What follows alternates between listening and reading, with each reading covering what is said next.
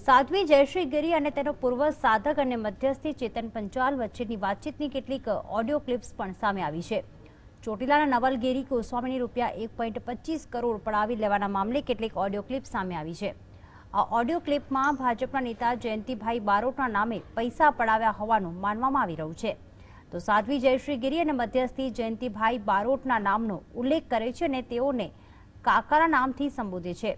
એવી પણ માહિતી સામે આવી છે કે ગુજરાત હાઉસિંગ બોર્ડની જમીન પચાવી પાડવાના મામલે આ વહીવટ થયો હતો કે જેમાં ચોટીલાના નવલગીરીએ અમદાવાદના શાહીબાગ પોલીસ સ્ટેશનમાં છેતરપિંડીની અરજી પોલીસને આપી છે, જે અંગે પોલીસે અરજી લઈને તપાસની ખાતરી આપી છે.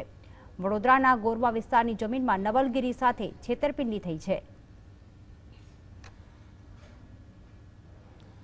તો સાધ્વીના ગોરખ ધંધા સામે આવી રહ્યા છે. સાધ્વી અને તેના મધ્યસ્થીની એક ઓડિયો ક્લિપ પણ જે સામે આવી છે, જેમાં અન્ય એક વ્યક્તિ સાથે છેતરપિંડી થયાનું સામે આવ્યું છે. સાથે ઓડિયો ક્લિપમાં એ પણ બહાર આવ્યું છે કે સાધ્વી અને તેના મધ્યસ્થી ભાજપના એક નેતાના નામનો ઉલ્લેખ કરે છે અને સામે જે ફરિયાદી છે તેને ડરાવે છે. વડોદરાની આ સમગ્ર હાઉસિંગ બોર્ડની જે જમીન છે તે અંગે જે ફરિયાદ નોંધવામાં આવી છે, શાહીબાગ પોલીસ સ્ટેશનમાં આ અંગે ફરિયાદ પણ નોંધાઈ છે.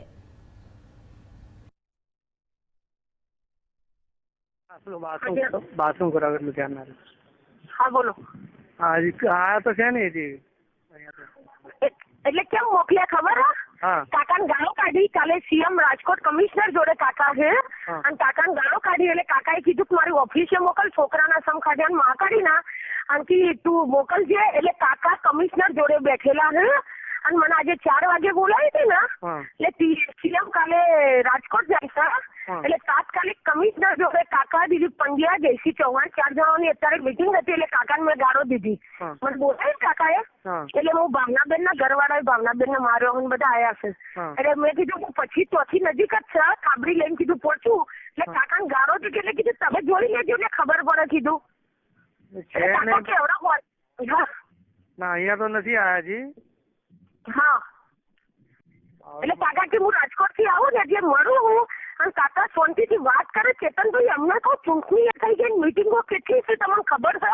મેં બહુ સોલેટ કાકાને ગાળો દીધી. કાકાએ મને 2 શબ્દો એવા કીધા હોય ને તમે ગોભરો તો કરોડ લીધા હતા ને એ કોમમાંથી સહી નહીં કરવાની અને એ પૈસા પાછા લાવડાય એટલે કોમ કરી આલવાનું છે કાકા કી અને આટલા હોય એમના કોમમાંથી ઉલારો થઈ ગયો છે કાકા કી. અરે કેવા બગડ્યા મારી ઉપર આજે. હવે આ વસ્તુ ચોરી થઈ ગઈ. હવે આ વસ્તુનું ચોથી જે મને કોમ કરી આલતો તો એ કોમ કી આ લોકોએ ના કરવા દીધું. હવે હું ચૂંટણીમાં પડ્યો કે આવું નથી હોતું કે ઓર્ડરો ના થાય ના થાય. કાકાથી મારે કરી આલવાનો છે ને એવું બોલ્યા હતા. માતાજી પણ મારે એ લોકોને કઈ રીતે સમજાવવાના? મારા તો હું 3 દાડો થી દાડા કાઢી રહ્યો ને માતાજી. અચ્છા એક વસ્તુ જો અમુક કાકાની મને અયોગ્ય ના લાગી. કાકાના વચ્ચે સેટિંગ થઈ ગયું અને 2-3 કરોડમાં પેલું આપડા આર્ય તિથલ વાળું કોમ હતું તે બોબડાઈ રોકાયું. સ્પીકર ચાલુ કરો હું કહું એને રોકાયું કોમ. અમને રોકાઈને એમાં રિઝલ્ટ ના આવીને એમાં કાકાને રિટર્ન રૂપિયા આપણે સહી ના થઈ. હવે અમારે કાકાને શું થયું છે ખબર છે? ગોરવામાં પેલી પોલીસ વાળી ક્રાઇમમાં પોલીસ વાળી એ આજે ખુલાસો થયો. આખી ગોરવાની ફાઇલ લઈને આવી હતી એટલે કાકાને એ કોમ કરી આલું નતું એટલે આપણું હાથે કરીને ઢીલા કરી દીધું કાકાએ.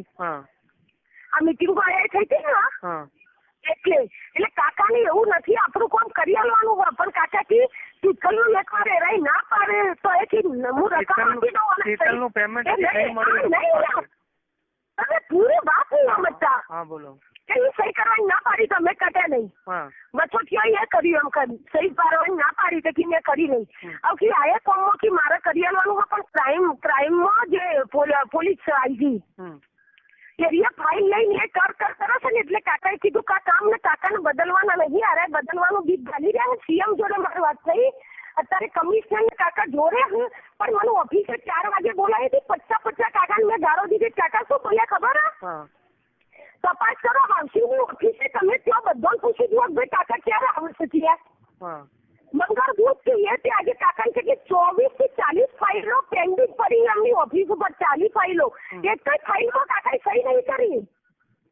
બરા દોડવાનું આપણું કામ કરી આલે છે કમ્પ્લીટ છે. એ લોકોને કહી દેજો કે માતાજી પણ તમે કમસે કમ હું શું કહું? હું તમને એ લોકોને કહું છું પણ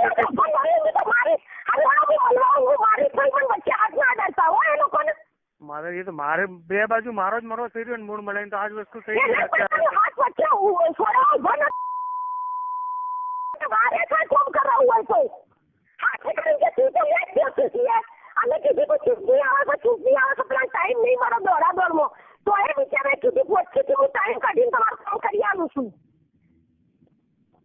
મેં કીધું કે ગમે ત્યાંથી હું વાયદા હોય રોકાણી તું રાજકોટથી તાર કાકાને કીધું એટલે તાત્કાલિક મેં બોલાયો. હા તો હમણાં આવશે ને સાંજે 5-6 વાગે તો આવવાના ને